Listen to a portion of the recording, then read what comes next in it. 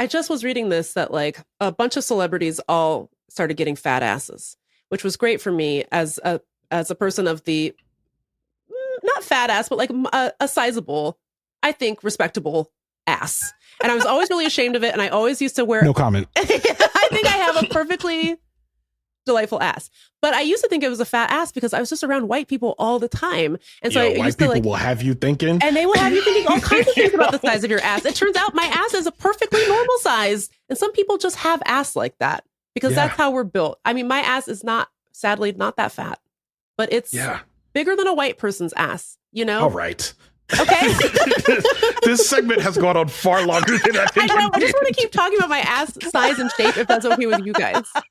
I've been on a journey with my ass.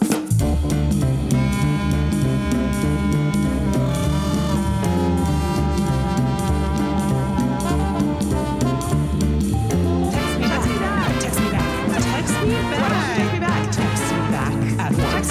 Text me back. Hello. Text Me Back podcast. Oh my God. With your host, Kevin. Kevin.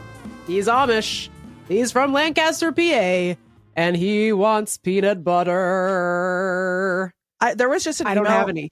An email just came through to the community email, like Google list that I belong to for my little area here. And it was like, these 2 dogs need home. And it was like, these 2 dogs were rescued from Amish puppy mill in Lancaster, Pennsylvania. And I've been fostering them, and now they need a forever home now that they've been liberated from the cells. They are traumatized from their time in the box. And well, here's the thing is, like, something is wrong with Kevin. Like that, there's no question.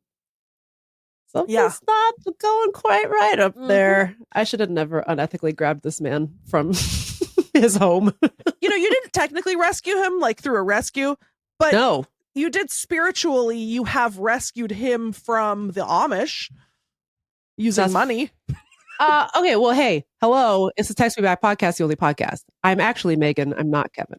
Yes, and I'm Lindy West. We've got a very special episode today. It's a little bit of a departure for us. We're doing a one topic deep dive. Yeah, a singular segment. One great, big, round, juicy segment.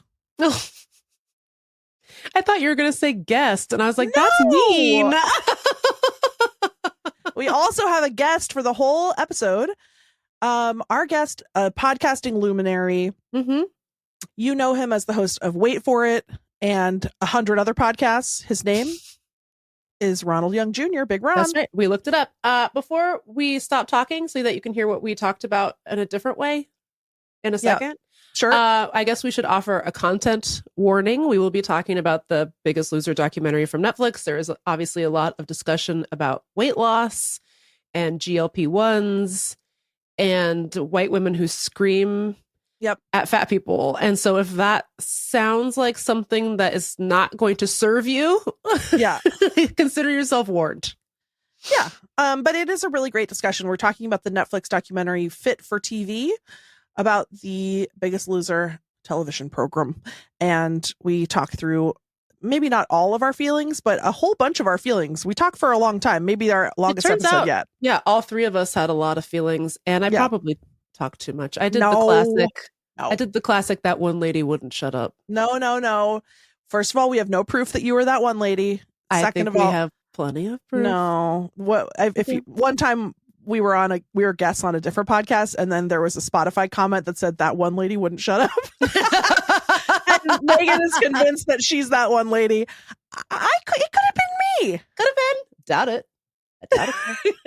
But no, I don't think that you talked too much about The Biggest Loser. I think you talked a perfect amount, just like you eat a perfect amount, and that's why I'm morally superior that's why you're to everyone else. Yes.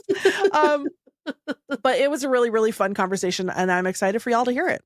Thanks to Ronald for being a beautiful genius.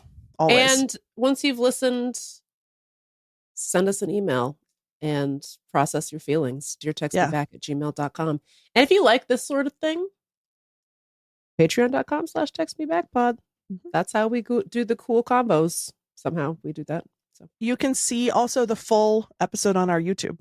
this is the worst intro we've ever done. Why are we being so weird? We're being so weird and strange. It's just that the conversation was really good. It was very thoughtful, but it was also very long. And so now we're both just like, wow, life is crazy.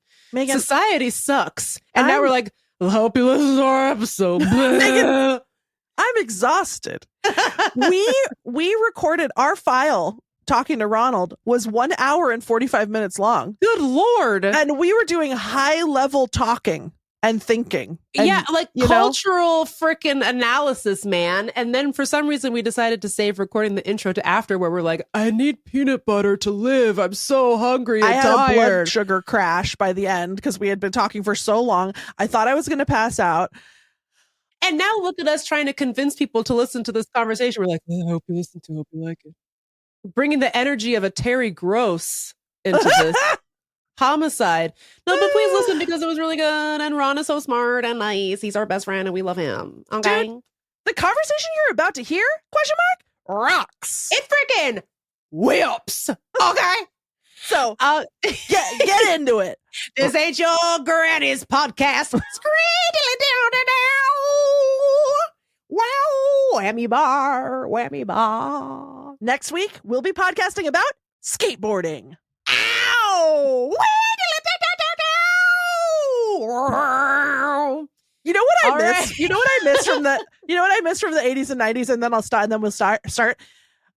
I miss when pizza was cool. Do you know what I just remembered? What?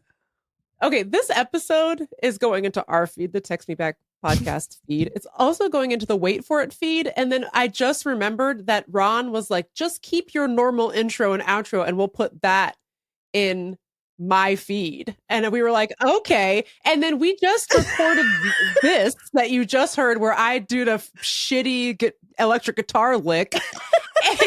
And Ron, and now all the poor innocent Wait For It listeners are like, oh my God, what happened? He said he is going to also add his own intro at the beginning. So don't worry too much. But Wait For It listeners, just hang in there. I want to apologize, but the conversation is good. I swear, I promise. And it's about to start right now.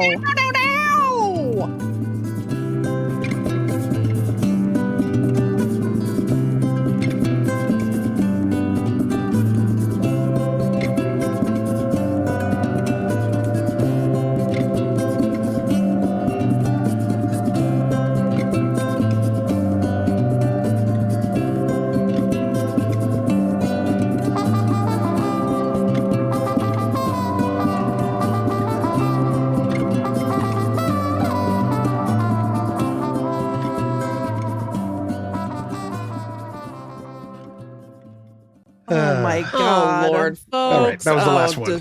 Renus the Menace. No way that's the last one, Ron. Folks, well, you've already heard him. We have a guest, and he just did a prank on us before we hit record, and I didn't like it. It was a brutal prank. I'm thinking about canceling the guest and just talking about spiders or something instead. That's and fair. Ron can go back to whatever it was he was doing today. That's fair. The prank was that we hit record on this podcast. And then as Megan hit the button and it starts to count down, then Renus the Menace said, oh, wait, just one thing before we start. Megan, stop the recording. And then Renus the Menace said, no, nothing. Never mind. I don't remember what you said. Just kidding. You said, I was just messing with you. I'm just fucking with you. Did I ever tell y'all what my friend said to me once? No. He said, Ronald, you know what your problem is that you would rather be funny than have friends. And I was like, yeah, that's true. Honestly, The male loneliness epidemic is real, and you caused it yourself. It was Your me. behavior. I'm the culprit. I'm sorry. I'm the culprit. so now in our precious Riverside, there's going to be a 1 millisecond recording of me and Megan going, thinking that Ron had a secret to tell us off air, and then it was nothing. All right, Text Me Back-alites, we're here with a very special episode. We have a very special guest who we kind of like. His name is, we liked him more 10 minutes ago before he brutally pwned us. as is his And custom. disrespected the sanctity of broadcasting. I did. But anyway, no, we love him. It's you love him and you know him well. Ronald Young Jr. is here to help us. Yes, applause. Hello. Help us break down the Biggest Loser documentary on Netflix. We Which have I to guess talk it's about called. I didn't even realize it had a name, but I guess it's called Fit for TV. I kept Fit just for calling TV. it the Biggest Loser documentary. it. Yeah, me too. Yeah. Right off the bat, I want to say a thing that I talked about on. Did I talk about it? Did we talk about it anywhere, or did we just pitch it? I'm mad about that train wreck thing. The I train wreck. know. We pitched it to Sam Sanders' Sanders. show, and he was like, "Oh, we already talked about it." And I was like, "You did?" I think he didn't read the pitch carefully because our point was beautiful, and I've It never was. seen it said, which is that stop making 1 hour documentaries, mini Yeah. documentaries about the craziest shit of the 90s. You're wasting Yeah. all of the crazy incidents Because and they're you're- not going to greenlight 2 documentaries, and one's 1 hour and one's 3 hours. They're never going to do that. They're burning off the best stuff. Like Poop Cruise, that Poop Cruise documentary was only like 55 minutes. Yeah. That's crazy, bro. You're They're not also not crazy. doing enough. Like You're not an doing hour, a deep enough dive. Yeah, no, because the OJ documentary is 5 hours and 15 minutes, And they were right to say it. and we needed every matter of fact. I would have taken another hour of that yes. thing. Like they gave us a lot, but I'm like, if documentary filmmaking now is train wreck throwing up 1 hour of Woodstock '99, I'm like, you didn't tell that whole story. You're There's missing no way. something. There's so much stuff you can get into that they just don't, because it's like, well, there was poop on the boat. All right, talk to you guys later. What? Exactly. Oh, Exactly. so with that said, I was happy to see that this one is 3 episodes. But although I did by the end of it, spoiler, felt like this could have gone on for longer, or maybe I was expecting the content to be a little bit different. So I ended up Yes. feeling a little bit disappointed. Exactly. Big It's like- shocker. Yeah. We are grateful to you for putting in the 3 hours, giving us the 3 hours. However, you leave something to be desired, which we will Yes. get to later on in this segment. But I wanted to start out talking about each of our first memories of The Biggest Loser as a cultural entity. Like, do you remember the first time you saw it? Do you remember how you felt about it at the time? Because like for me, when it came out, I'm pretty sure that I had some sense of like, this hurts my feelings. But also I was still totally entrenched in the idea that, well, yeah, of course it is objectively better Yeah. to lose weight.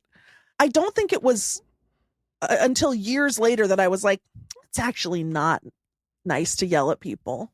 I think at the time I was like, yeah, they deserve it, as do I.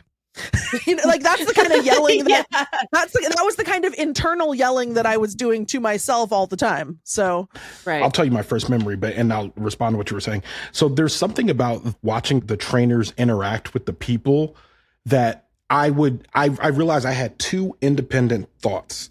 And one of them was that it is good for them to lose weight, which was a thought that I had at the time.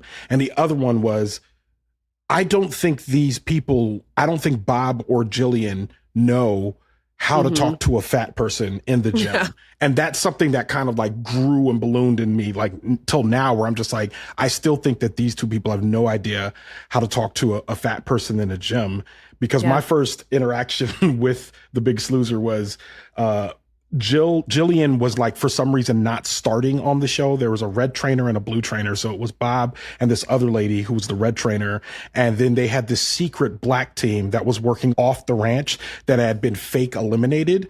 And Jillian was training them. And then one day they showed up to the weigh-in.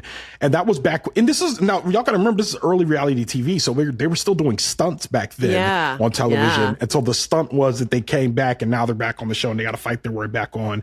And that was when I started watching the show, and I enjoyed watching it because I thought it was a good reality show. But as it went on, I eventually faded because I just no longer thought it was good anymore. I didn't like the way they were treating people, and specifically black people. I did not like the way they treated them. Yeah.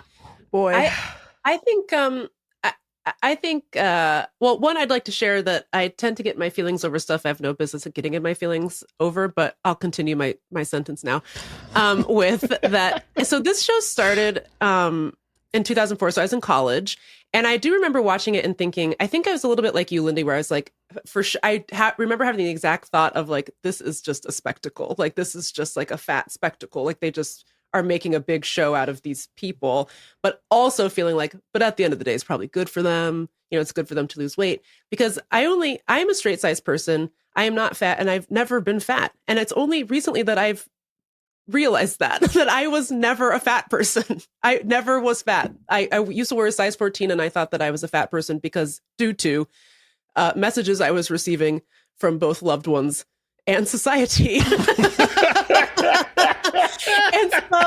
and so for a big chunk of my adult life, especially after I graduated college, I mean, I gained a lot of weight in college, but after college, my thought was, well, I have to lose this weight now because that is good and the right thing to do. It is bad to be fat, and I am a fat person. That's what I believed at the time.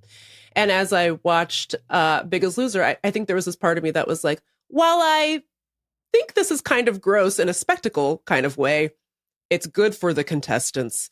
And I remember thinking at the time, Bob is a nice person. Not just he's nice as compared to Jillian. I thought my memory of him was that he was nice. Yeah. Not just nicer than her, but like a nice person. And boy, that's not correct at all. Not at all. Not correct. Yeah. So honestly, if I can just say, like, I really didn't re-examine both my relationship with my own body and the shows like The Biggest Loser, or just the idea that there actually isn't really anything wrong with being fat. Like, until Lindy wrote that blog for The Stranger called Yep, I'm Fat. Like, I really it had never crossed my mind that I was like, oh yeah, what? I was like, yeah, I'm not her doctor. Why would I know that? I don't know her levels. I don't take her blood, And it really, and that was, when was that? 2011. Yeah. Height of the Obama era. Right. we were flying high.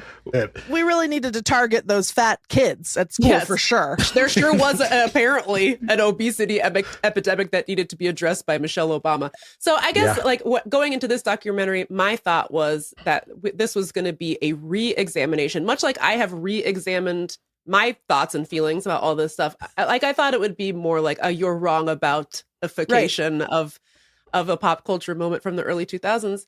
And it's not.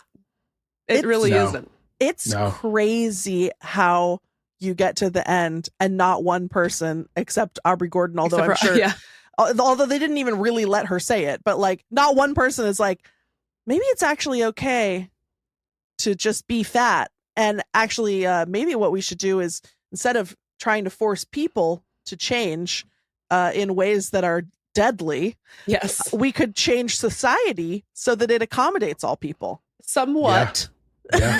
Not we can improve things somewhat. Even the contestants from the show, not one of them gets there. It is crazy to me. You watch how close everybody gets, though. Yes, Lindy. Right, like they circle it, and there's a few times when you see Aubrey hit it. She hits it, and then the documentary makers, it was like everyone was working against Aubrey. I know. For some it was reason, Aubrey Gordon versus everybody. I know. It really was. Because you listen to Aubrey, and I'd be like, I know how that sentence ends, but you only use the first half of it. So, like, why would you not let her finish that thought? Like, what are you talking about? God bless her, man. Yes. Yeah. I mean, and she looks great in this doc. She looks They great. lit her well. She looks wonderful. Yeah. And if that's her home is lovely. She comes across as the only sane person in the thing. No offense to many of the contestants who I have fallen deeply in love with, despite their failure to learn. But okay, that brings me to the second thing I wanted to talk about, which is this narrative that I watched this twice. The thing that jumped out at me the most on my second watch is how fixated people are on fat people dying. And in the very beginning, one of the producers who created the show says, these people would have died before ever getting on the show. Mm-hmm. Which is so crazy because people died on the show, famously. It happened. They talk about it in this episode, which again we'll get to. Second of all, you talking about rap? You're right. She did. She did. Tracy hit the deck hard. Yeah. She said that I saw my grandfather and I was like, hey, yo, what? Tracy exited Earth for a brief moment, and she's like, they saved my life. I was like, well, technically, yeah, but they're the ones that killed you in the first place. They ended your life. life, Tracy. Yeah, I guess we should just talk about it now. There's this contestant who's extensively interviewed. She's the one I feel like she gets the closest. So to close, being yeah. like, but then she just can't do it. But she's No. like, her name's Tracy. She's coming from, I don't remember, Oklahoma or something. Oklahoma or Yeah. Missouri or something. And she's like, I was in an abusive marriage and I hated myself. She says, I thought that maybe losing weight would make me a better mom and a better friend, which like you think that she's going to follow that up with. And then obviously now I know that that's insane. But if she does, she doesn't. She gets to the end and she has lost weight, and then she's like, and it is better. What does your weight have to do with your ability to be a good friend, Tracy? I don't know. Maybe I don't know. It makes me wonder, like, what she thinks friendship is. Because Jogging. obviously, it lot has of something to do jogging, with being I fat. guess. And I'm like, I don't think that's what it is. Friendship is mostly trapeze work. Yes. It's gotten to the point where my friend a bad friend. catch me. Yeah. Yeah, it's a lot of dirty dancing, you know. So They actually put baby in a corner. Sorry. Yeah. Sorry, Tracy. Tracy goes on the show. She's so grateful. She's like, this is going to save my marriage and apparently all my friendships. And now my kids will finally love me. And then she gets there and they make them immediately run on the beach in the sand in Malibu. And then Tracy dies. Like her organ. That's not an exaggeration. If you have not seen this documentary, it's important that we tell you all that she actually died. Her organs shut down. She can't stand because her whole body is just shutting down because if you are going to engage in intentional weight loss, you can't just go out there and sprint 1 mile with no previous training. There was medical staff present, like there was an ambulance like there, but the doctor for the show was not there, and he did not sign off on this challenge or oversee this challenge. So they just have all these people who have not done any like sort of foundational exercise to get ready for this moment, just sprint down the beach. And the stakes, by the way, are if you don't finish, you have to go home. You can't stay on the show. You have to leave. So they're all very motivated, I guess, to do this. And Tracy motivated because the show has built up this idea that if they don't do the show, they're gonna die. And their husband and kids will never love them. So of course they all want to be on the show. Not to mention the fact that, I mean, it's extremely like unethical to me, like an ethical disaster to be like, you win money if you lose the most weight. Obviously, you're just incentivizing people to kill themselves. So then Tracy collapses and dies and has to be rushed to the hospital and reanimated in a helicopter. So it was she had to get there immediately. She could not risk being stuck in traffic. Yeah, that's called a medevac. Yeah, exactly. That means you're in trouble. It cost $30,000 to take Tracy to the hospital. And at no point does anyone deviate from this original premise that these people would have died if they didn't get on the show. Meanwhile, Tracy's dead. Tracy's dead. Gone. Tracy's on the slab. Okay. Tracy's straight Tracy's up in the morgue. I'm over here alive, and like there's a bunch of and well, Lindy. Alive and well. There's a bunch of people on this show who are not remotely as fat as me, and they're on the verge of death. And then, speaking of, our guy Danny, our precious baby boy Danny's here on the show. Who looks great. He looks great.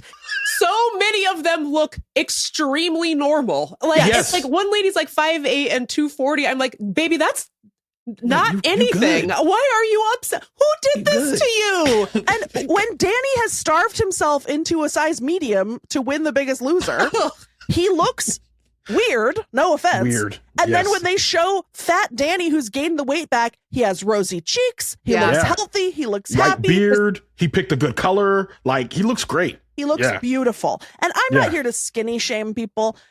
I'm sorry. And I shouldn't engage. Maybe we in should this. a little. No, I'm just kidding. I'm just kidding. just That's a joke. That's a joke. That's a joke. I just feel like, by contrast, Joelle, who is skinny now, she looks not great. These days, everybody calls it Ozempic face, but it's like a side effect of rapid weight loss is that you lose a lot of like collagen and like suppleness in your face. And so it has this tendency to like really age people. And in many ways, people present kind of worse because you look sick. Can I side question y'all real quick? Just like, and it's still on the topic. I know like we work and like especially if you work anywhere around the weight space, like I do wait for it, anywhere around the weight space, there's this thing like, hey, don't talk about bodies, all of that. And I don't, for the most part, I don't. Yeah. But there is this thing that I do want to talk about, and that objectively I have seen people lose weight and look worse than when they were moderately, air quote, overweight. And I don't feel like there's enough said about our commitment to thinness, despite like diminishing returns on the aesthetic that you're going for. And I wish that was more of a conversation to say, like, if aesthetics are your concern, I need you to take into account that whatever choice you make when it comes to intentional weight loss, there are consequences. Yeah. And one of them might be that your body might not look the way that you imagined it would look because you've lost weight. Well, I think the response to that is that like, it's just another opportunity to build up a whole snake oil industry of make sure you lose the weight because that's so important to be skinny. And then once you do that, take my stupid little supplement, which will help you with the elastins and the collagen and whatever. Inject filler into your face or whatever. Yeah. And so it's all part of this like same capitalist little piece of pie that like it's really first and foremost, you got to get skinny. Second of all, join my MLM to get the peptides. And so I don't know this person personally, but a friend of a friend. I have this friend who does Brazilian jiu-jitsu. She is a great person. She's very strong. And she has a friend who will occasionally direct message her on Facebook. So it's going to be good. Yeah. To be like, hey girl, I just wanted to share my Ozempic and collagen peptide journey with you if you ever want more information. So first of all, it's insane you're reaching out to this BJJ competition doer about like collagen peptides. But like that, there's like whole MLM complexes surrounding the Ozempic or like GLP-1 weight loss industry so that it's like, you don't worry, girls, you can still be skinny, but make sure you take this I don't even think it does anything, but making sure you put this collagen peptide in your smoothie and then your cheeks will be like plump again. Right. It's like, hey, who has the plumpest cheeks on this panel right now? That's Lindy West, baby. All natural, baby.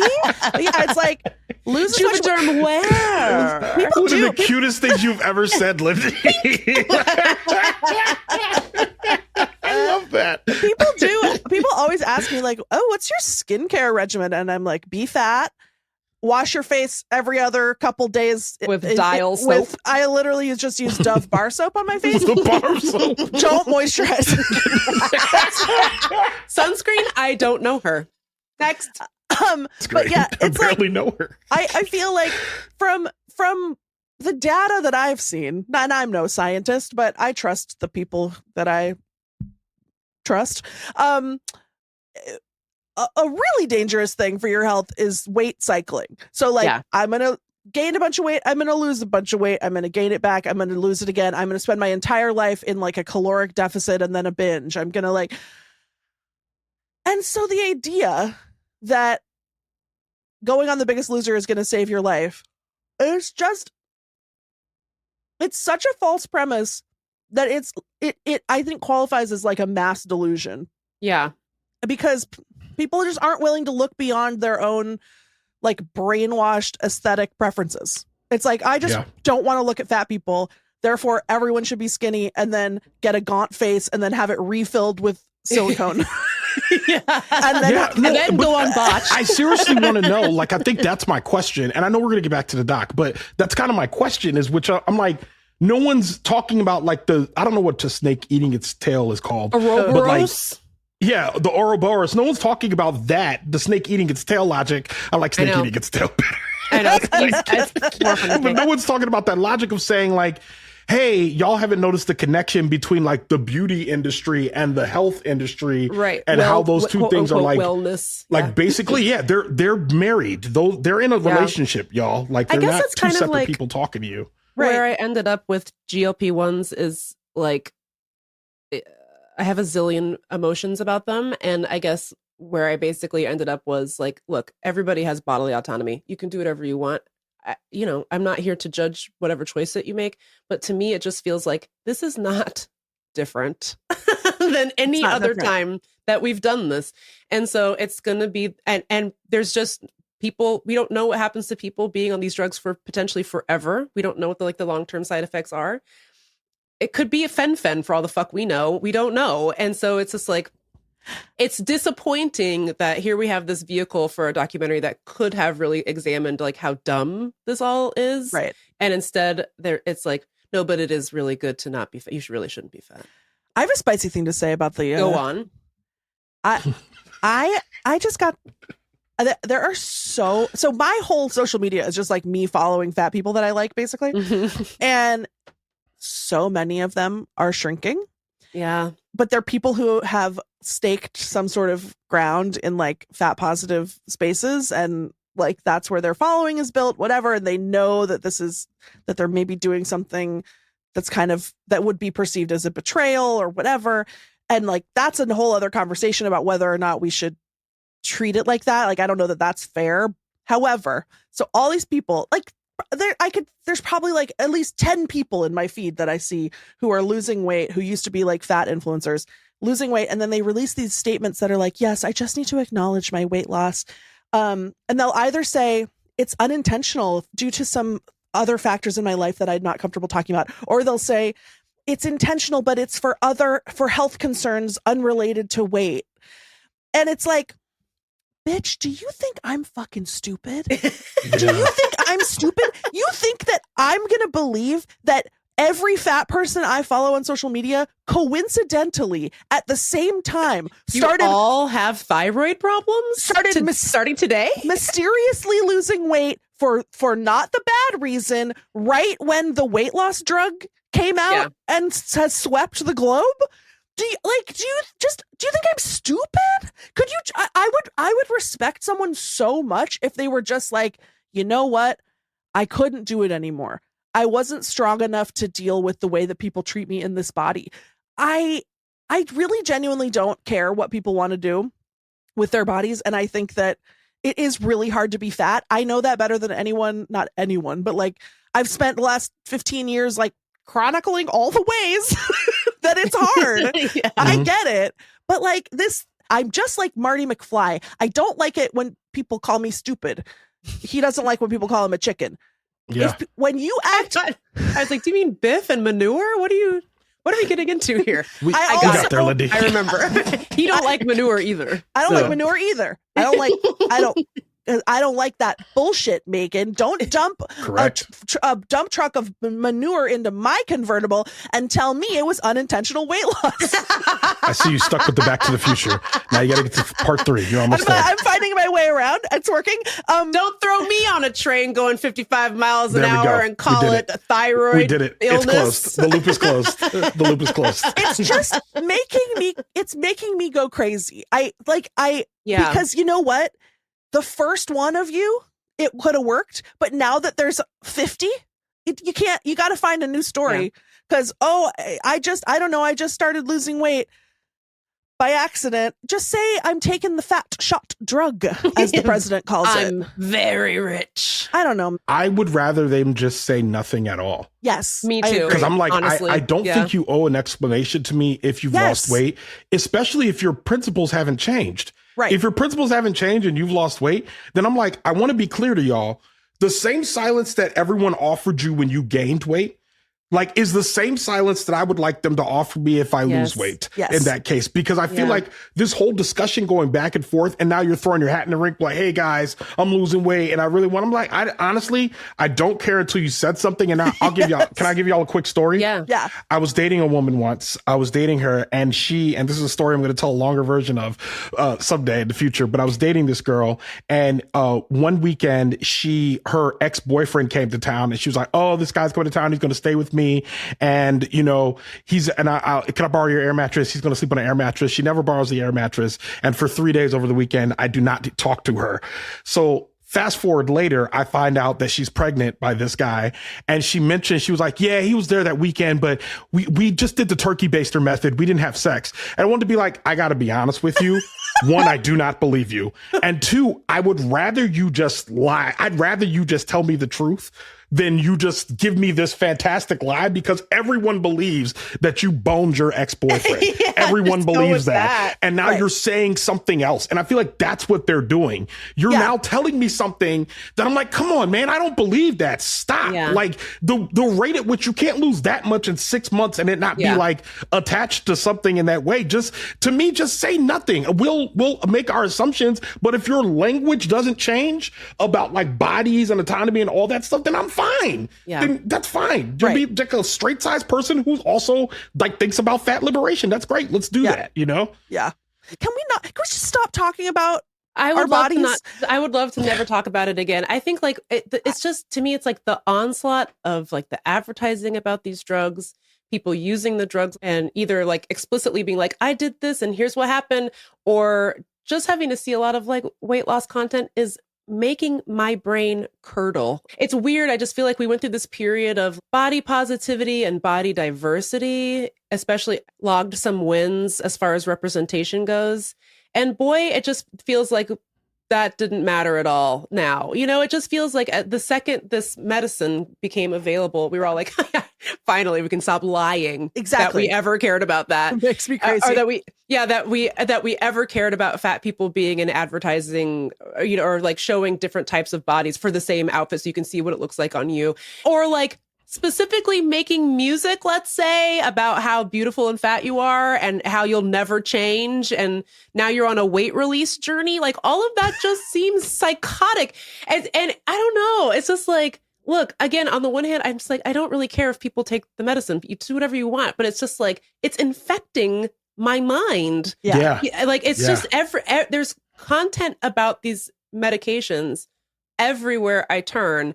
And it's like, I'd like to escape and eat lasagna. I don't want to be a part of this. And hate Mondays. Yeah, I want to hate Mondays. I want to be a big old a brother named Odie. I want to be a big father old named fat John. cat. I want to be a big old fat cat. That's all I've ever wanted.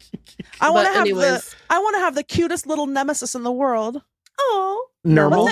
I was going to say, doesn't he have a funny little name? Yeah. This is really a millennial podcast. It really is. Just to go back to your original point, Lindy, this show is like spectacle pretending to be inspirational, where it's like, you're going to die if you don't do this, and we're here to save your life. But it like kind of didn't start out that way. They talk about this a bit in the documentary where they're like, well, originally it's like they couldn't figure out what the vibe of the show was supposed to be. Right. And it originally was hosted by a comedian, Caroline Ray, who was one of the aunts from the Melissa Joan Hart, Sabrina, the Teenage Witch. Yes. And so they couldn't figure out if it was like, ha ha, fat people are gross and dumb, or if it should be inspirational. And then they kind of settled on inspirational while still including like those temptation challenges where I think Aubrey Gordon puts it like, just to show that you can't trust fat people around food. Yes. As if like the three of us were to go out to dinner, the restaurant would be like, oh Lord, they come in, you know? Yeah. Oh no. I'm like, sorry, do you idiots serve food here or not? Stop laughing at me. Like, do you want the money? What's the issue? You know, and Aubrey Gordon says this too. It's like, this is not a real world temptation. It's not like people walk into rooms with diocese full of food and then you're like, oh no, should I eat every Jell-O mold I see? I guess I can't stop myself. And so it kind of settled on inspirational but still very cruel, I guess. But like the first season was really crazy. It was like, you have to build a structure with food, but you can only carry it with your mouth. It's just like making them like the very obvious butt of a joke, you know? I saw this TikTok the other day that I can't stop thinking about. That's one of these like stunt food channels, like where, I don't know. And it's this guy who's like, you know how there's like the guy who's like, I'm doing a thing where I eat like every US president. And then it's like Teddy Roosevelt's favorite meal was a moose steak and 100 potatoes or whatever. And so there's this other guy who was like, I'm gonna eat for one day like the world's fattest man. And then there's some random man that they picked who was like 1,000 pounds or something. And then the guy's like, so his daily diet was 100 bags of chips and 100 chocolate bars. No, it was not. There's Yeah, no like, what are you way. talking about, dog? Like, There's not a chance. Not a That's what he chance. had to eat. like you don't even have the time. Who has the time? And he's like trying to get through it, and it's like shredding his mouth. And it's like, do you think fat people have like a special mouth that doesn't Yeah. get cut by the He chips? has like an extra row of teeth. Yeah. and it just made me feel like, oh, Shark. thin people will believe anything that they want about, like, it was so crazy. And then he was, by the way, eating the Mr. Beast chocolate bars as his Yes. chocolate of choice, Yuck. which is just like, you're so deeply cooked into the casserole of Yeah. modern social media. But anyway, the fantasy that thin people have about who fat people are and how we Yeah. eat and what we eat and how we live our lives is so. First of all, you guys are obsessed with us. Yeah. Like, why don't you go do something? Go ride a roller coaster. Make a friend. You know? Go Yeah. do all the stuff that you don't let us do. Like, why are you just sitting around thinking about us? You know what I mean? I've had I've been in more than one situation in which I've been eating and I've had people staring at me while I eat because they found it amusing. It's mostly happened at church. And I'm sure if I told these people, they'd be like, oh, I didn't mean nothing by it. I'd be like, I don't know what possessed you to think that staring at a person while they're eating and smiling or laughing at them, like, or like being like, look, so I'm like, what reaction did you expect that I was going to have? Right. Or like, and like when you make such spectacle of fat people generally.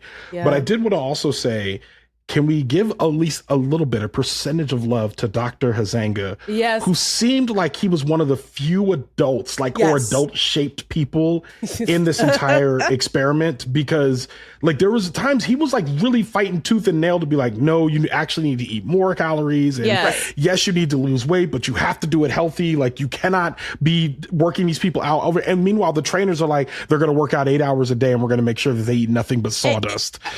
Okay, thank you for bringing up Dr. Huizenga. So Yeah. this man used to be the team doctor for the Raiders when Yes. they were in Los Angeles. Yes. He wrote a book, which I did not know this. His book Yeah. became Any Given Sunday because it was like a lot about like. What? Oh, he's the oh, that Yeah. explains so much. I know. Oh And my so God! If you there's- watched it, oh my God, It's that crazy. explains so much. And a lot of basically like, you know, what's the guy's name? Al Davis, the owner at the time, was like, how do you feel about playing injured? And he was like, well, I guess you could do it. So basically, Huizenga's background is kind of in like sort of extreme medical scenarios because, you know, what happens to football players is basically every Sunday football players go out and become bodily traumatized in every imaginable way. And then the team doctor is there to basically be like, can you stand on it? Can you walk on it? And if they say yes, they go back in. Yeah. So, and then he also, I guess, testified for OJ on behalf of OJ. So who can say for sure? Okay.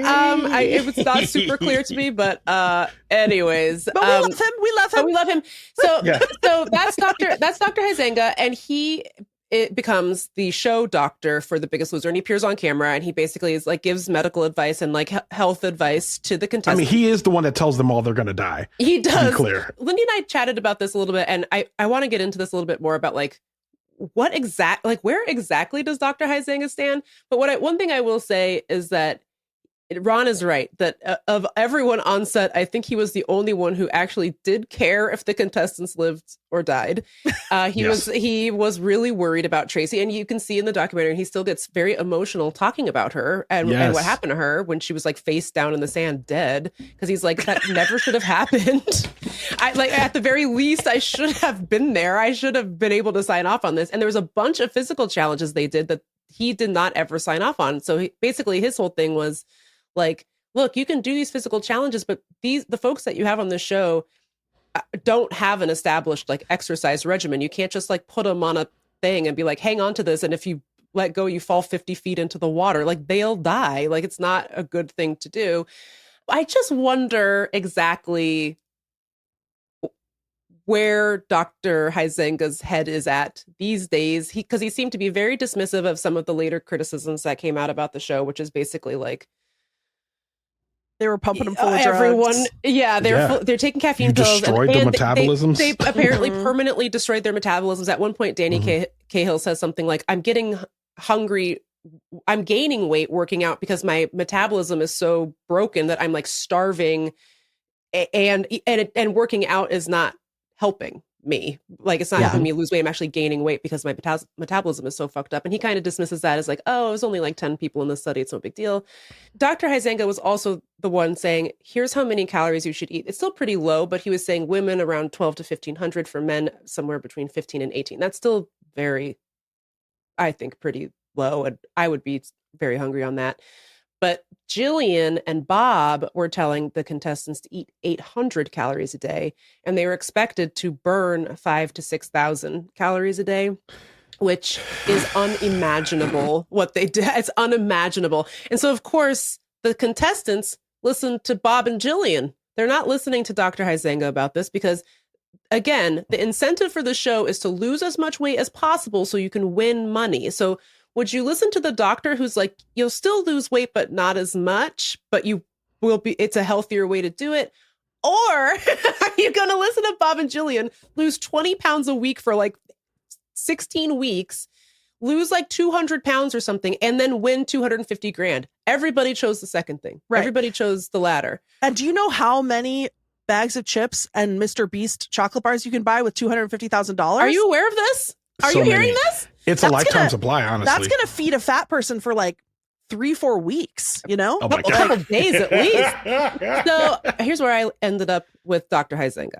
I think he was doing his best.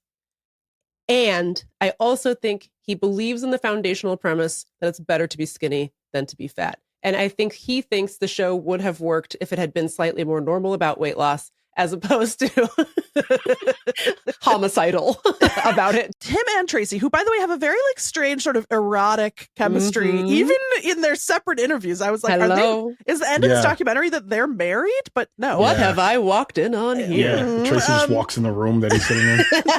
She's in a towel. She's in a negligee. But I feel like both of them came so close, like, because I feel like Dr. H is getting closer, because you can see his brain like scrambling about how horrible this was to do to people, and he knows it was really bad and really dangerous, and you can tell like that his heart is broken for the people a little bit, but then he still is like, yes, it is better to be skinny. But both of them, I was really rooting. I was like, could you let Tracy and Dr. H watch the uncut Aubrey Gordon interview footage somewhere? Like, I feel like we could get him. You know? Yeah. Get him a copy of her book or something, because he's close. I feel like he's like, he clearly feels guilty about his participation in the show. He feels like maybe he could have done more. And so he is, to some extent, doing a little bit of laundering of his image by being in this documentary to be like, I didn't like it. I know I was there every season for like 14 there's enough years. evidence to prove that, like, I mean, he was pushing back, which is, for me, that's enough, because it is a reality show. It is on NBC. Because me and my buddy Jeb, which is funny, he lives in West Virginia. We used to watch this show remotely and text each other back and forth when it was on. And me and him watched the documentary remotely at the same time and text each other back and forth. And it was surprising to see how far me and him had come, like, because our conversations had changed. But we were like, dude, 15 years ago, me and you, I remember I said to you one time, I don't think they should put them on a ranch. I think they should leave them at home. I think they should send the trainers to their house. I think the workout should be done around their lives, and they should teach them how to eat and work and live while they're at home. And then Jeb was like, I mean, Ronald, that's effective, but that's not a good reality show. Right. And I'm like, yes, but I was like, one, I would still watch it. And two, I don't understand why, like, you're not setting these folks up for a better life, and for all of it to boomerang back. I mean, was troubling. But I feel like the one thing that I felt the most vindicated on was Bob Harper, and here's why. Yes. Bob Harper was a huge, huge jerk in this documentary, and it exposed a lot about him. But more importantly than that, I am a big fan of the Peacock show, The Traitors. I'm so glad you brought this. I was so hoping we could talk about this. Yes, I'll throw it to you. Like, he's on The Traitors, and there's a physical challenge that he has to do. But Bob had a congenital heart problem, which makes it harder for him to physically do the challenges, and he sucked at that challenge. He was getting lapped back and forth. forth. Ugh. And he started crying about it because he couldn't do it. And I remember watching him and being like, good. Yeah. Good. I'm glad to watch you struggle because this is exactly what you were doing to these folks. And he's like, oh, I'm a trainer. I'm supposed to be good. I'm like, yes, but you can't do it because you physically can't do the thing they're asking you to do. And that's what you were doing on this show for that many seasons, you jerk. I guess he needed one of the housewives of Salt Lake City to scream in his face and call him a bitch. And then maybe he could have done it. Yes, that's all you needed. You needed the proper motivation, right? It's so I'm really glad we're talking about the trainers now. Like I said at the top, this is the Trainers Podcast. Yeah. Well, so like I said at the top, I had this memory not just of Bob being the nice one, but of Bob being nice. Like I thought he was a nice person, and then so to watch these clips back, he is a demon. He's screaming in their face just as much as well, maybe not as much as Jillian, but he's getting in people's faces. He's making like pretty horrible comments, like basically calling people worthless because they're being exercised to the point of exhaustion and like fainting and vomiting, which again is not how you do it. That's not good. Don't do that. No. He really was just a vicious and bad person. To me, again, I'm so, I don't know if I should say shocked, but I guess I was maybe naively like really shocked because I thought that Bob was going to come into this documentary being a lot more circumspect about his behavior, about the show's role in pop culture, his role on the show, because this man, speaking of being dead, died. He died on a treadmill at the gym. And he's alive now, but he was gone. He and Tracy gone. He and Tracy in the morgue. And she saw Tracy's grandfather. Tracy's grandfather, who visits everyone at the time of your death, showed up to be like, "What's up?" So it's just like, how does that not undermine everything you thought you knew about not just The Biggest Loser, but like health and weight, I guess, whatever. It's like, because this man is very fit. He's a personal trainer, and he almost died of heart disease. No one cares. No, not one person is like, well, maybe it's not just, maybe being fat isn't a death sentence. Because maybe thin people can die too. I never thought of it like that. And can I say the biggest revelation of this documentary to me was that Bob lived. I thought Bob stayed dead. And then you thought he stayed right there on that treadmill.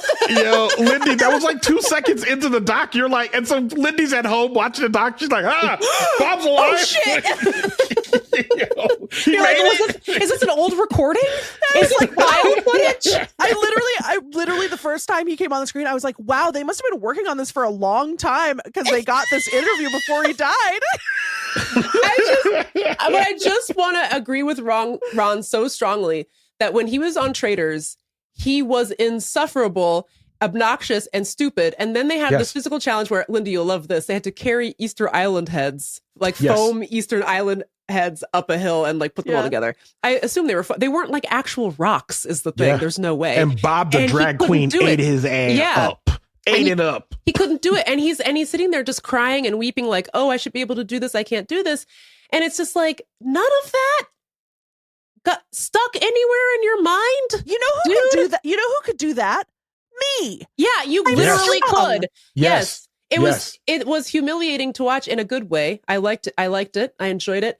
And I think I just felt like, ha, you sucked at that. And I hope that hurt your feelings. It's so funny because I literally texted you before I watched the documentary.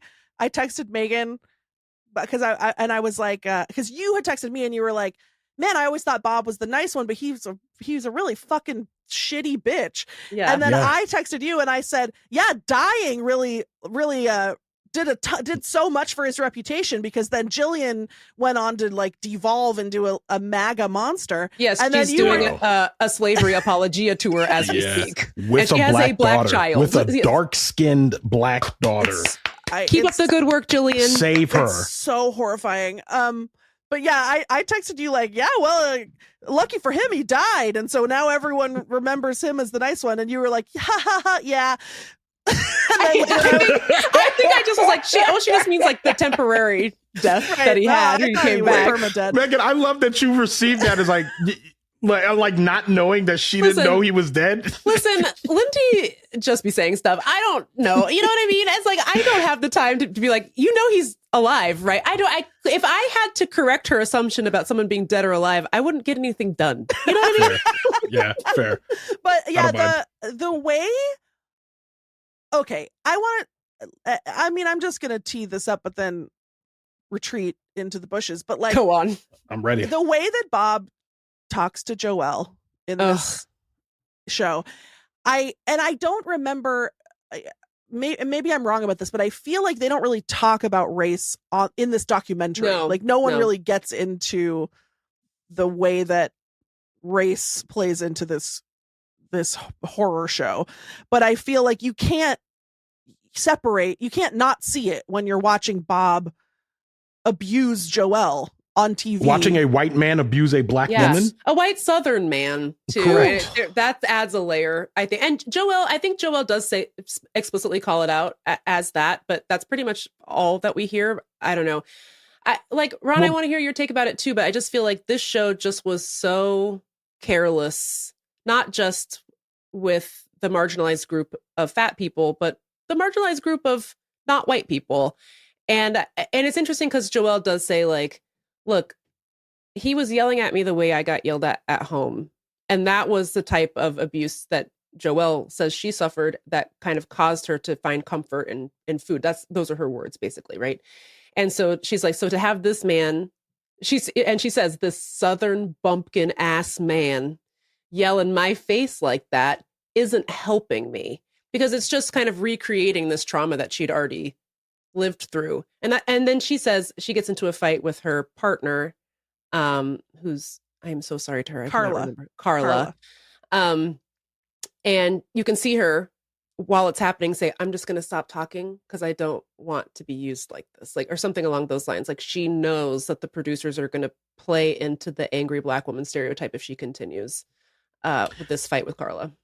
I think generally, so one, I remember that interaction between Joel and Bob, and I remember not liking it because typically those were back in the days when a reality show would have one black person on there. I always think about Gervais from Survivor. Yeah. Like, I always think about him and like Kwame from The Apprentice. Remember him? Kwame from The Apprentice. Like, I think about these folks and how they got voted out. And every time they got voted out, it was always because of racism, but it was always framed under a different name. Yeah. So it'd be like, they don't work that hard. They're standoffish, or they don't interact with us in a certain way. And all of it, as a person watching at home, I'd be like, they're voting this person off because they're black. They're pulling a not like us in this situation. Yeah. And I feel like what bothered me about it most in the Big Loser house was oftentimes the things that they would say about black folks is that they were lazy. And I didn't like that because I remember there's one in particular, there was this guy, I remember he was doing one workout and he switched over to another one, started doing a different one.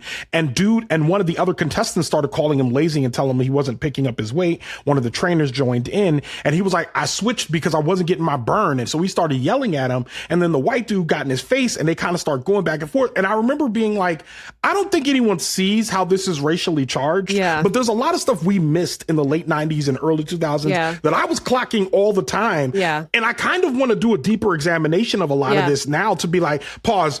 How is that not racist?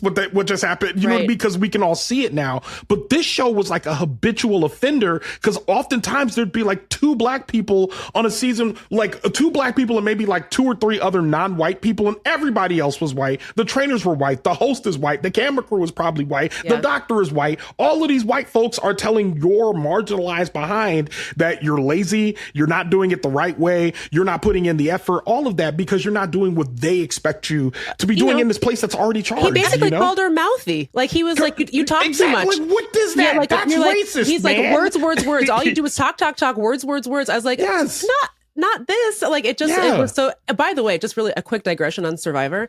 To this day, it happens every season. This is a Survivor podcast. Sorry, it really should be. Like, to this day, I think there's one season about 5 years ago, spoiler alert from a 5-year-old Survivor season. It's the one that Marianne ended up winning. And that's the only time I have ever seen them ever talk about this, but it's like a Survivor tradition. After the merge, they always kick off 2 black people in a row. It happens every single season. It's crazy. And there was one season where it did not happen because somebody brought it up at Tribal Council. And they were like, this always happens after the merge. 2 black people in a row get sent home. And Marianne, who is also black, was like, you know what? I had somebody I was going to vote for tonight, and now I'm not going to do it because you're fucking right. We just want to come out and play this game of Survivor. Yes. And now we're having this conversation where it's like, I have to think about like my community as well. When I want to play this game of Survivor, I want to strategize. I want to have a good time in the way that like white contestants can do that. No problem. They can just do strategy.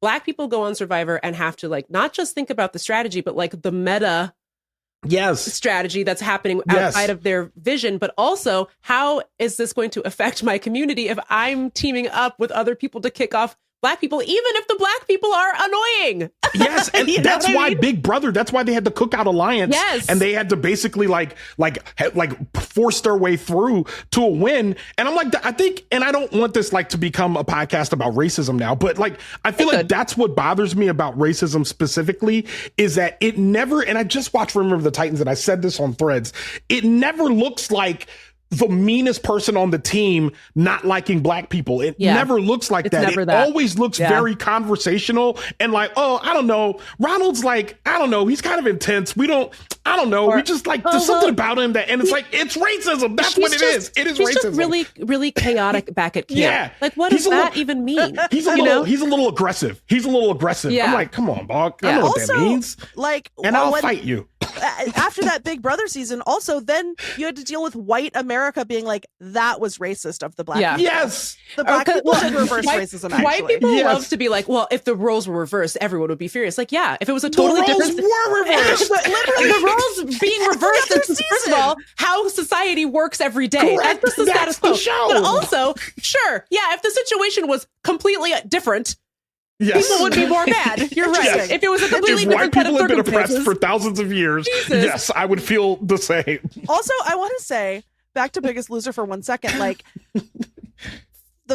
first of all, the whole premise of the show is we are going to have these white people violently shrink you down to a white supremacist beauty standard, first of all.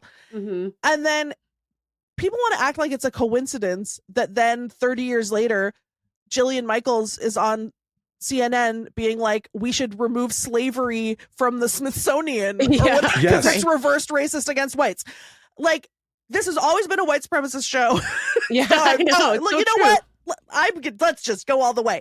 But it has. Sorry. It's true. It was always about glorifying a certain type of body, not just like a skinny body, but like a certain type of body.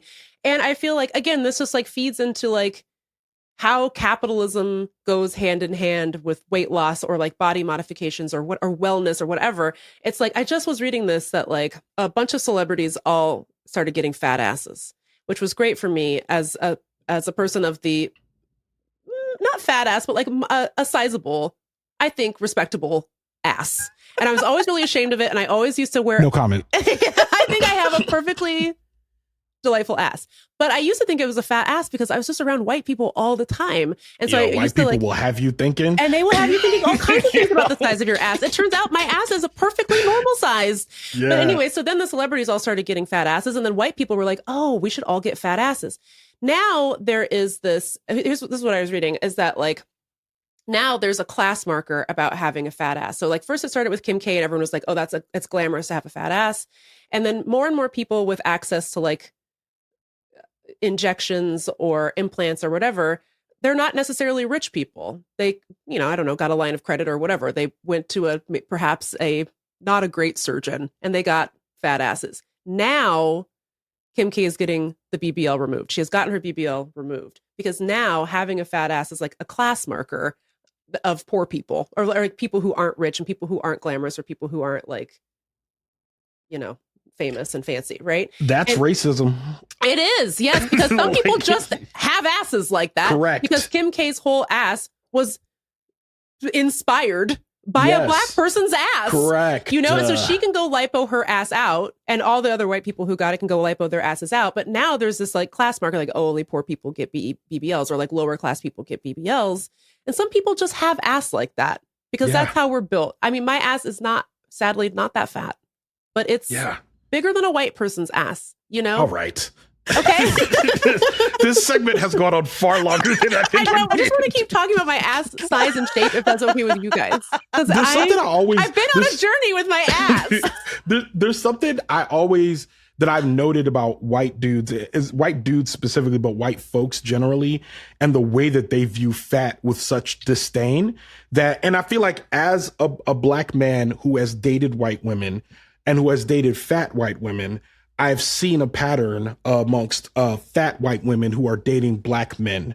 Mm-hmm. And then also fat white women who have lost weight and no longer date black men. Mm. And I feel like I feel the same way about that I do about fat influencers who immediately go on Ozempic. Yeah. Which is that like, there's like, as soon as it was available for you to no longer do this thing that you said was okay, you stopped doing the thing that you said was okay. So I feel like, but I also feel like the fat phobia and anti-fat bias within the white community is just so insidious. It is. And so like overt and covert. So that's why I'm not surprised when you see the way that white folks look at their own bodies and the trends that are set by white folks being like, well, we can't have a big butt anymore. Like it's not in. We can't do that. Like now they're going to call me fat. You know what I mean? Yeah. White people really will have you thinking stuff, to quote Ronald Young Jr.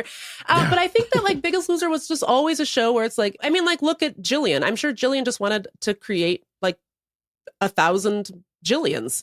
Yeah. Like, and she's a very conventionally attractive, slender, small, like petite, very petite, I don't think tiny. She's attractive. Well, whatever. I mean, I don't know. Sure face. By Eurocentric beauty standards, yes. Yes. But I think so I saw her on CNN and I was like, I'll punch you in the face. Well, and I'm not advocating for punching anyone in the face. I would love to assault Jillian Michaels. With my fist and with a sandwich, who could say? Hashtag satire. Hashtag satire. Yeah, hashtag just a joke. Hashtag allegedly, hashtag joke. She's also just a grifter. Like, because there's that moment, that moment in the first episode where she's like, you just made me a millionaire, to one of the Biggest Loser contestants. Well, it's interesting. I think that kind of goes back to something Ron said at the very beginning. Like, they both admit that they don't have any specialized training. They're personal trainers, but they don't have any training to do this. And Bob even says, I had never worked out with a fat person before. I had no idea what I was doing. I was used to working out with skinny people who wanted to be a size 0 or to have 6-pack abs or whatever. So it was not. And you can yell at them. Yeah, and they, I'm sure, loved the abuse or whatever. So it was never like,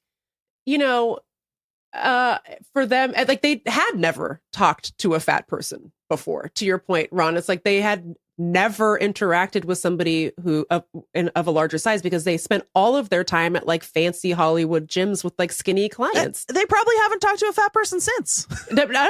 I wouldn't be surprised. So it's clearly a grift. They never went into this being like, well, I have a level of expertise, and so I'm going to share my expertise on the show. It was like, I can get famous screaming at fat people because everybody hates fat people. People will love to see this from me.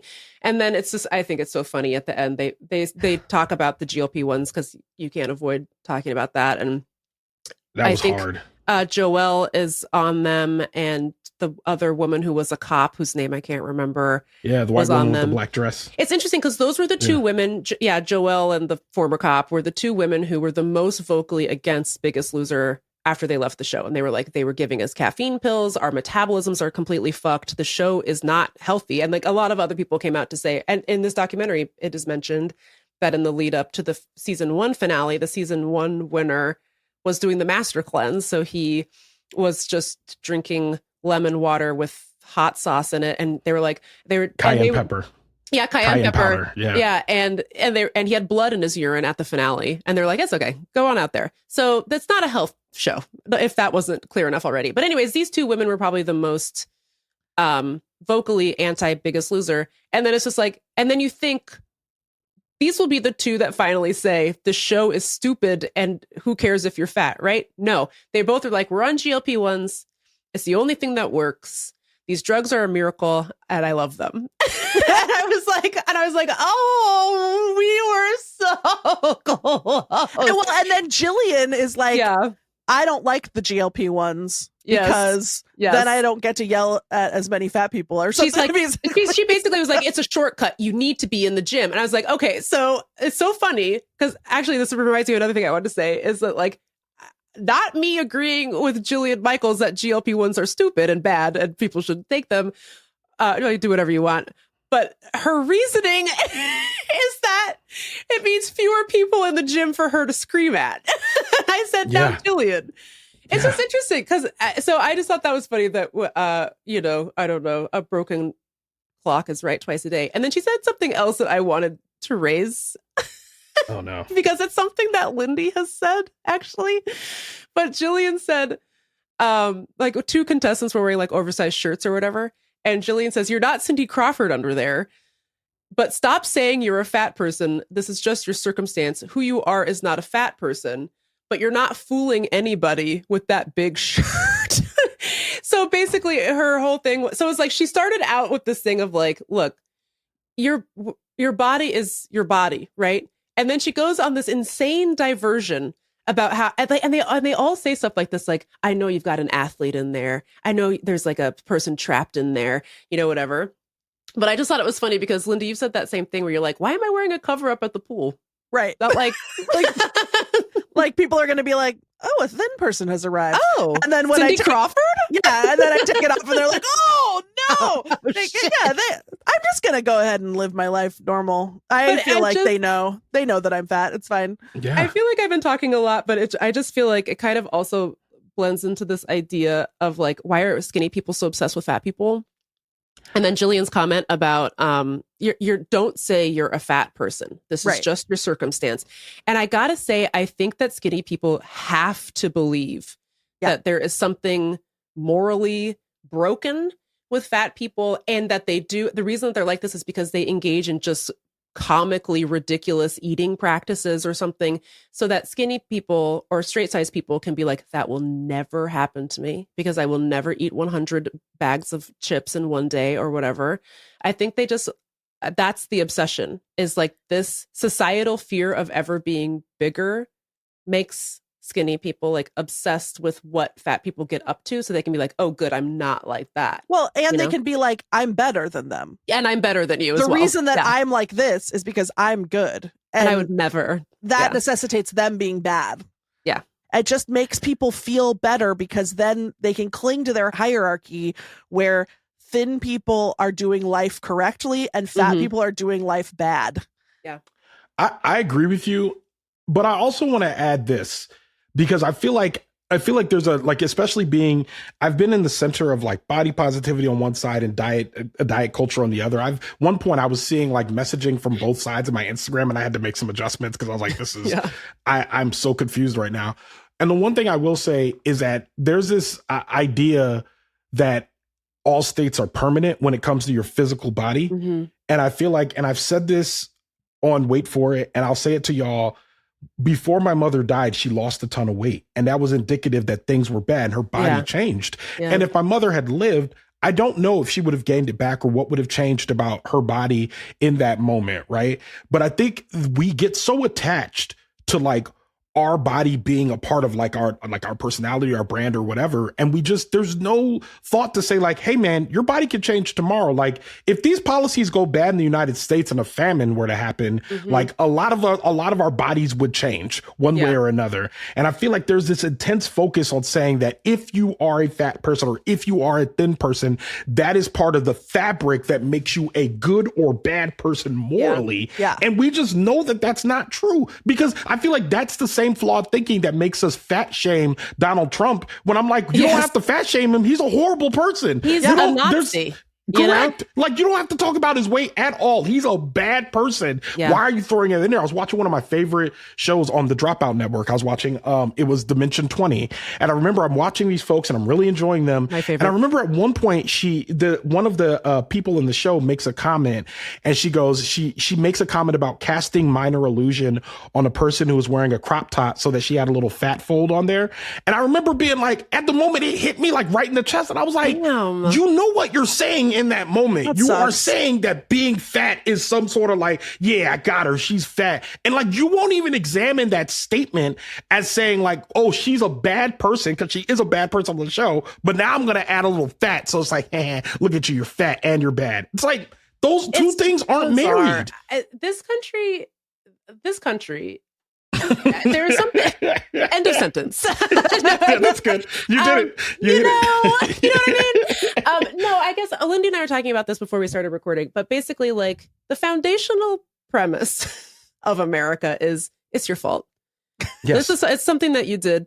This is not up to anyone else to fix but you. And so I think where it's most pervasive, this idea that it's a personal failing is with fat people. So the reason that you're fat is because you failed something on a personal level. And if you want to get out of it, you just have to dedicate yourself, resist temptation, whatever other toxic sentence or whatever. And the other one's poverty, like that poverty that you're poor because it's your fault. So Yes. it's like people feel very comfortable being messy about those two things, I think, in particular, because we just have this ingrained notion for 250 years now that if someone is poor, it's because they are a failure or they've like upset God or something. I don't know. Yes. Yes. And the same is true for fat people. So there's this it's just, you know, so easy for people to casually be like, punishment, you're fat, you know, because it just feels like, I don't know, it just feels like a really easy, and it's so boring. Then people don't want to dismantle that because it's like free money for them. Yeah. That's a good way of looking at it. Well, that's a great way of looking at it, Lindy. You know, that's a great way of looking at it. I'm sorry. I can't remember if this person ended up being an anti-Semite or something, but shout out to Dr. Seuss, whose book, The Sneetches, to this day helps me understand how the world works. It's just like people don't want to dismantle because like, well, why would I? I have a star. I have a star belly. So I'm allowed to go to the cool sauna and you guys have to go to the shitty one because you don't have stars upon bars. It's like dog. Read the book. Get a grip. You know? Yeah. Ugh. Well, the places you'll go. I guess this is part of why I am mentally ill. I mean, watching this documentary, even though they did I would say kind of a terrible job yes. of actually contextualizing it and it was giving spineless. Yeah. It's spineless and it actually comes out kind of in favor of the show. At least of the premise of the show. Like, you know, and again, I can't believe that they made Aubrey Gordon shoulder that responsibility 100% alone.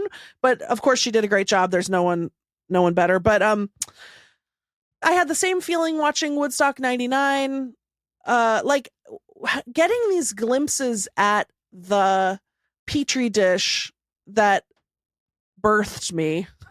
I'm like, man, we didn't have any language for it at the time. We didn't know how to process what was happening. And I don't think that I will ever psychologically recover from the way that fat people were treated, the way that women were treated. I mean, you know, not mine to speak to, but certainly race in the 90s and 2000s, not great. I was just watching. That's what I'm hearing. That's what I'm hearing. I just started watching Buffy for the first time. Oh boy. And you know, it's great, but it's like, we used to really just make a ensemble cast show with 0 black people. Not one. Not a one. Friends. and not just we made one show like that. All the shows were like that. All the shows were like that. So weird. And then also in the first, I'm like 4 or 5 episodes in, these vampires are just killing black. There would be like one black person in the scene who's like the bouncer at the club, and then the vampire eats that guy. He's got to go, Lindy. He's got to go. For various reasons. It's funny. You could almost see the vampire start to say, hey, look at this. And they cut away. They're like, oh, he was going to say it. He was definitely going to say it. He's going to pop that right off. Hard R. He was going to say it. But yeah, it's like, it's so depressing to like finally watch this, like be able to have the distance from it to watch it. Yeah. Critically and have some perspective and it's not making me feel, it's making me feel like vindicated a little bit for sort of how angry I am, but it doesn't make me feel better because it just cements my certainty that I will never be healed. Yeah. and okay, the thing I wanted to say was just watching the documentary and seeing Bob and Jillian getting to abuse fat people on screen, scream at them and treat them horribly, And then they get to do that, which they find fun and America finds fun and funny. Mm-hmm. But then they also get to be praised for helping these people and saving their lives. Like they're heroes. Yeah. That is the so thing. interesting when Bob is like, oh, Dr. Huizenga has a God complex because he's trying to overrule like what Julie and I are telling them what to eat and how to work out. And I was like, now, Robert. Yes.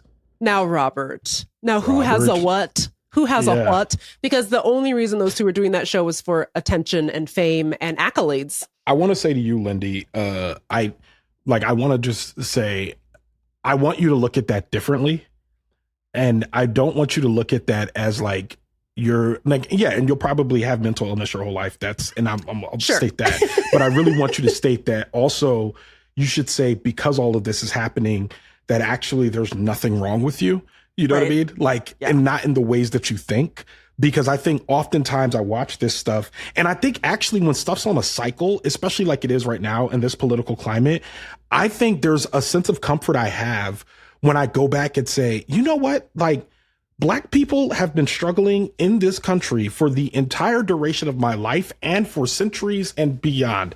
Women, queer folks, non-white folks, also that. And now fat folks, you know what I mean? Which, if you think about it, the hatred of fat folks in this way is relatively new. Like, if you look at history, it's not even something that's always been the case.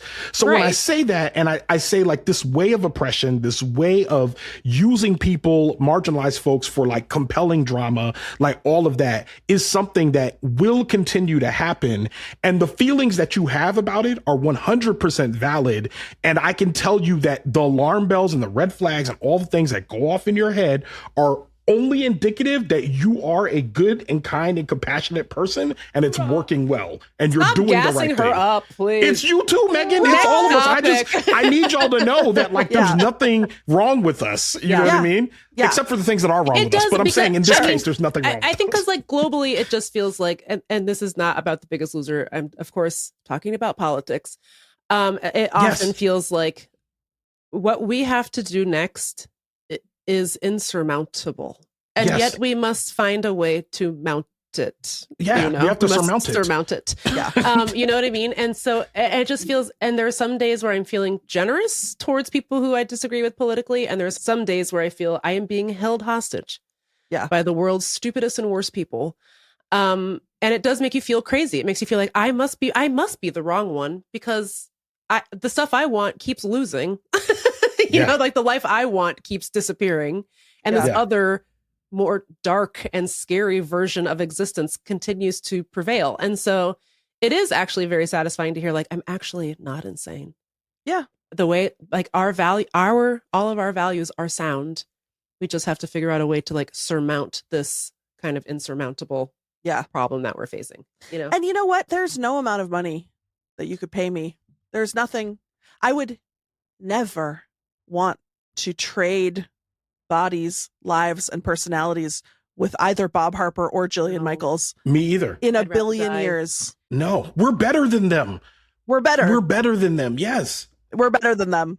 And I don't want to be a thin white man. I don't want it. Well, you could never. He's dead. So luckily he's dead. Yeah, I saw Tracy's grandfather. I feel like the harbinger of death, apparently. The harbinger of death. I guess the last question is like, was there a way to make this documentary in a way that was helpful? And if so, what should they have done? Because I think we're all in agreement that they did not hit the mark.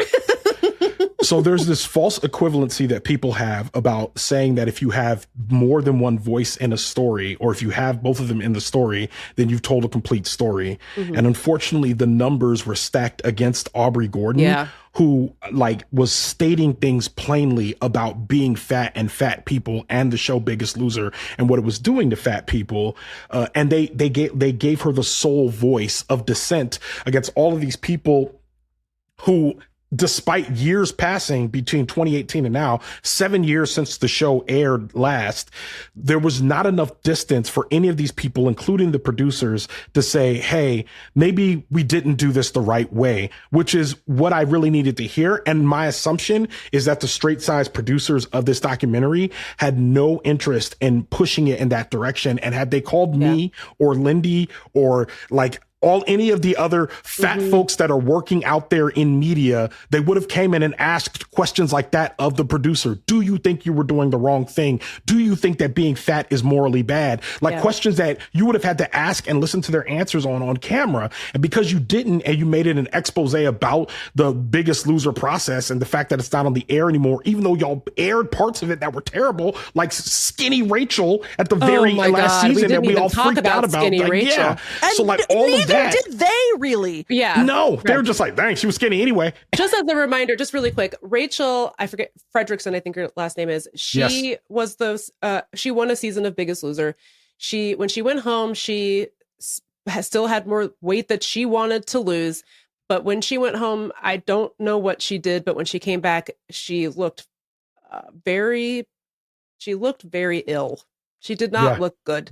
And there was some concerns about how she had lost that weight.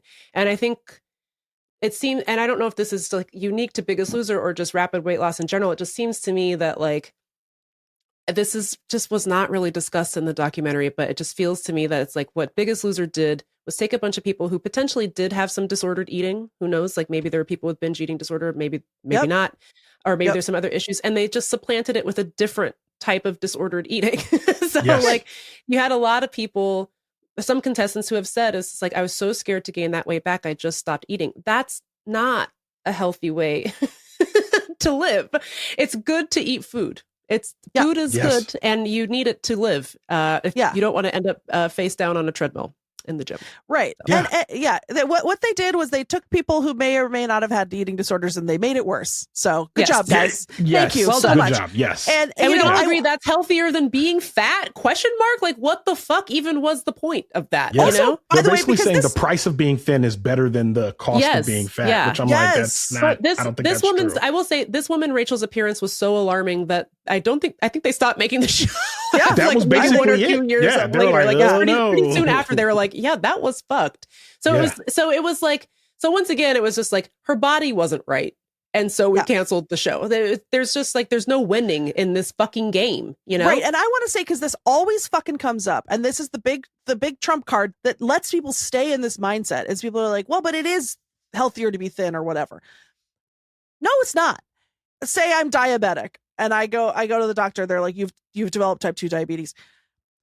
Go ahead and treat my diabetes. If I lose weight as a byproduct of whatever that treatment is, that's one thing. If you prescribe me weight loss at all costs and that's the cure for my diabetes, no, it's not. No, it's not. And there is no circumstance in which weight loss should be the prescription, because weight loss can happen in a million different ways, most of which are extremely unhealthy.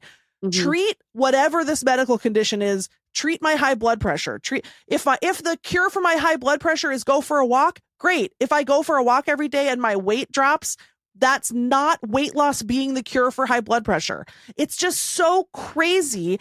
And no one wants to acknowledge that the fixation on weight loss is aesthetic, it's racist, it's class-based, it's men's sexuality based. It's like, what makes white men horny? Like, sorry, that's not going to be the basis of how I take care of my body. Yeah. Sorry. And it makes people less healthy. It puts people in danger. People go on crash diets to fix their health and then they die of heart attacks. So go fuck yourself. Yeah. It's the most unethical, crazy, anti-science trash that we all engage in it. And it's not getting better. I feel like it's not getting better. We're going back. We're going back to heroin chic or whatever. It really does feel like everything that we hated about the 90s is coming back, including those Steve Madden slides with the elastic top. But now it's like, but somehow it's like, can I just say, I don't know if this is controversial. I feel like it's more insidious because at least in the 90s, everyone was like, I want to be skinny and look insane. And now it's like everyone learned the language of social justice and they're using and it against us. Yes. And they're like, and that's why I want to be skinny, not because I think fat people are bad, but I do clearly, which is why I'm taking this medicine. And so to me, it's just like, if I'm being honest, I would like to go back to everyone just being like, I want to be skinny.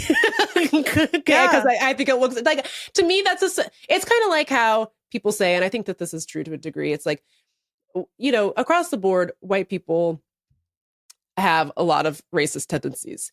Sometimes it's better to deal with the overt racist than it is to deal with the covert one, because at least you know that guy's deal. At least you know where, like, you know whether or not to avoid him. A covert one, it's like, oh Lord, I didn't see that coming. My grandfather said to my mother when we moved to Virginia, he says, hey, so I know y'all are moving near DC, whatever. He goes, but I just want you to know, he was like, be careful up there, because in the South, white people don't like you, and you know they don't like you. Yeah. But in the North, white people don't like you, and you're not quite sure. You're not quite sure. So exactly. It is insidious, and it's like, I think maybe that's this doom that I'm feeling about body stuff, because it's like now everyone's using the right language, and they're lying, and they're like, it's so scary. Yeah. To stay fat in that environment. I'm scared, I guess. I don't know. Ron, anyway, Ron, you were just gonna, I interrupted you though. You were gonna tell a story.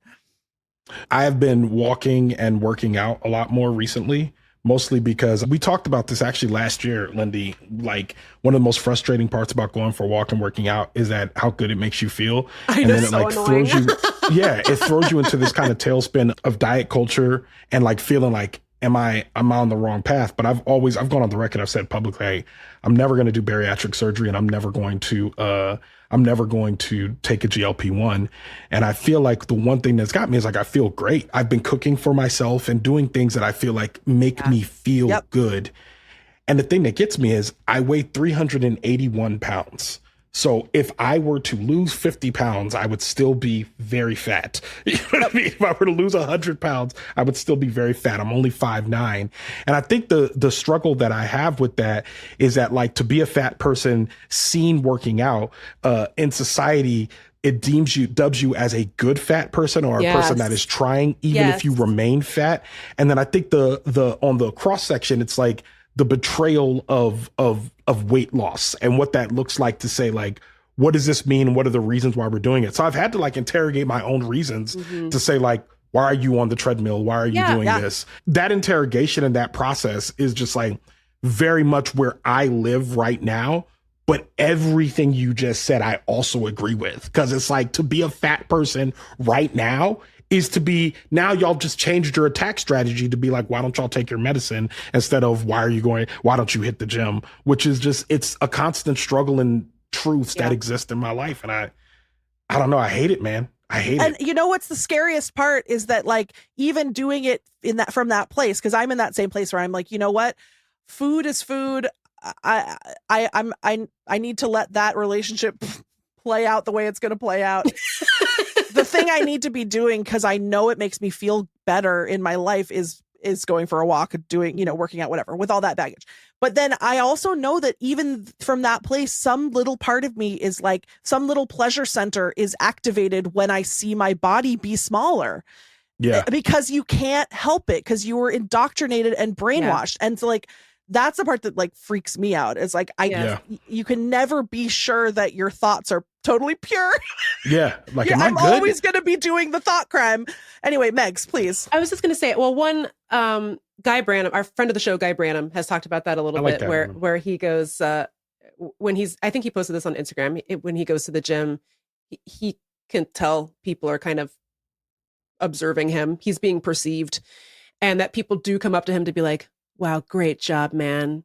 How far are you along on your journey? As if it's a journey. I mean, and it's not, it doesn't have to be. It could just be like, this made me feel good to do today or whatever. But there is this, and Aubrey Gordon talks about this in the documentary. It's like, fat people are both invisible and hyper visible. And so when you're a fat person who's like engaging in like the traditional forms of like better, quote unquote, bettering yourself, everyone's like, wow, you're doing it finally, because again, this is your fault. This is your fault that you did. I just want to say, to your point, Lindy, it's very scary to do something that might activate that pleasure center, because you might not know how to get out of it. And it's like, that's where it turns from like, I really need to do something for my health, to this other toxic thing where all of a sudden it's like the ancient Vogue editorials, the ancient 17 magazine YM editorials come crawling out of your like hippocampus or something. Delia's catalog. Yeah. Like it all comes flooding back out. And it's like, God, it's like, I wish that, I mean, there is a way, but I wish it was easier to do these things that make you feel good, which by the way, Ron, I don't know if you heard, being hydrated, unfortunately, it rocks. It rocks. Yeah, this is almost done. It's the 40 terrible. ouncer. Terrible stuff. I wish it was easier to just enjoy the little rituals and things that make you feel good about yourself without feeling like you're participating in this broader cultural conversation. Yeah. And I want to acknowledge it's obviously like harder for you all and for, the fat community to be like, I just want to go for a walk. And everyone's like, wow, you're so brave. You're like, that doesn't happen to me.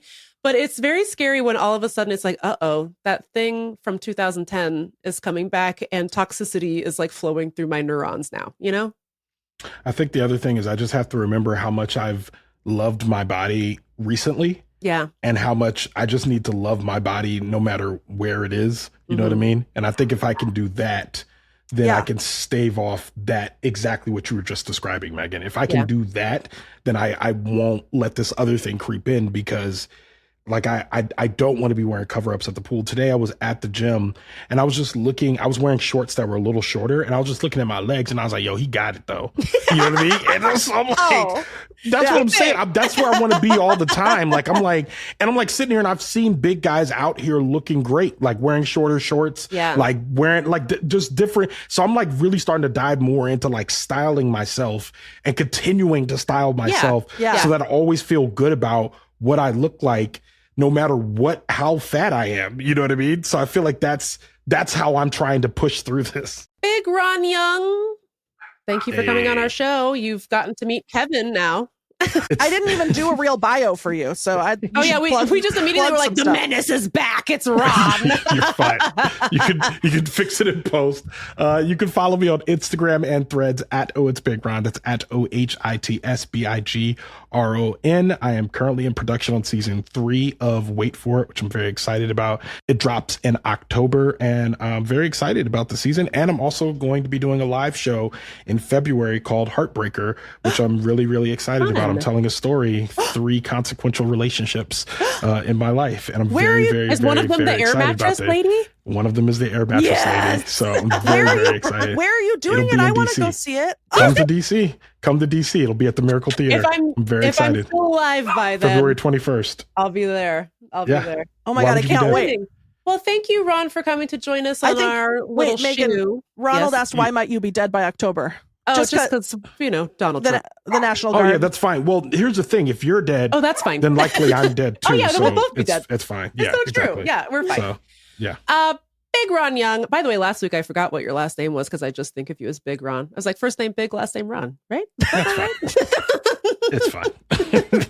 Anyway, Ronald Young, thank you for joining us and having this, like, frankly, soul fulfilling conversation about The Biggest Loser. This was wonderful. I'm so honored I got to be a part of it, honestly. Thank you so much for joining us. And everyone, please go check out everything that Ron does because everything he does is sensational. Yeah. Sensational. We love Big Ron. Thanks, Ron. Love y'all too. We'll talk to you soon. Bye, girl.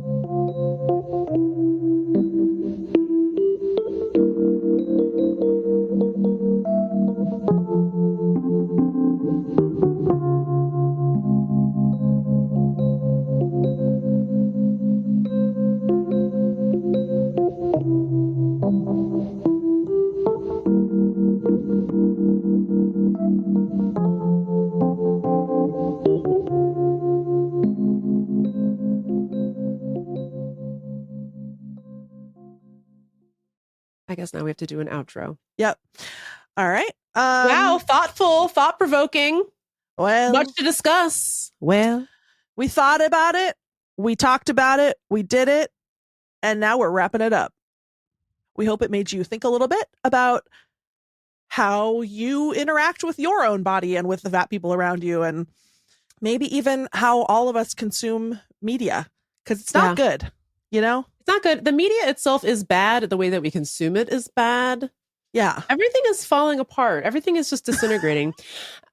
Me, most of all. Yeah. I'm one of the top disintegrators. Yeah. Wait for it, listeners. We hope you liked. Sorry about the intro.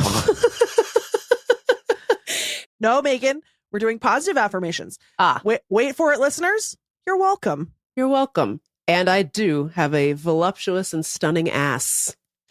A rare departure for Megan to talk for so long about my ass, about her her, what do they call it? My derriere. Your dump truck. My dumpy. Yeah, the thing about my dumpy, and I will just say this and then we can go. I just have been on a journey with her. And I was made to believe many things about her and her quality over the course of my life, only to have the shape of my ass sold back to me in the form of fillers and implants and injections. Yeah. That's obnoxious. Now, do I have the world's juiciest booty? No, I don't. No, I don't. But I was made to believe things about her that weren't true. She was slandered. Yes. And there will be a picture of the dumper my ass in the Instagram carousel. Yes. So follow us on Instagram at TextMeBackPod if you want to see that ass. Talk to you soon. Pizza. Mwah. Text me back. Text me back. Text me back. Text me back. At once. Text me back.